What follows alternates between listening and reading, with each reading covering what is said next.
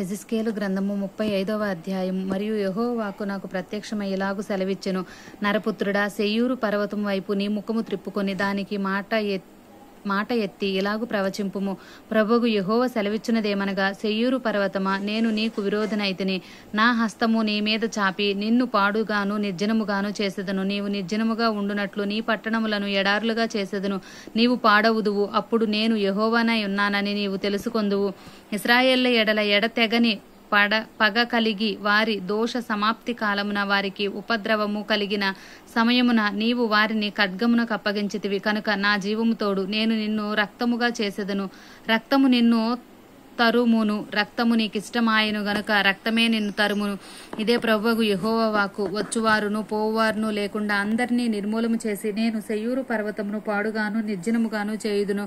అతని పర్వతములను హతమైన వారితో నింపుదును. నీ కొండల్లోనూ నీ లోయలలోనూ నీ వాగులన్నిటిలోనూ వారు ఖడ్గము చేత హతులై కూలుదురు.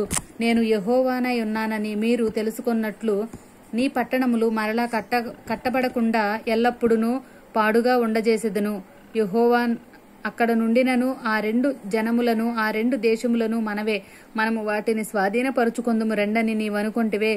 నా జీవము తోడు నీవు వారి ఎడల పట్టిన పగ వలన వారికి చూపిన అసూయ చొప్పునను క్రోధము చొప్పునను నేను నీకు తగిన పని చేసి నిన్ను శిక్షించుట వలన వారికి నన్ను నేనే తెలియపరుచుకొందును.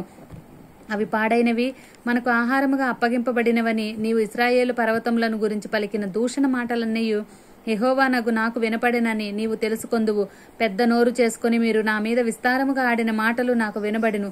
ప్రభువు యెహోవా సెలవిచ్చినదేమనగా, లోకమంతయు సంతోషించినప్పుడు నాశనము నేను నీ మీదకి రప్పించెదను.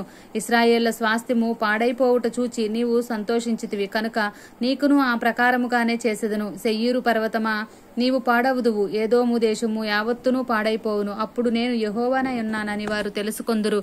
ఆమేన్.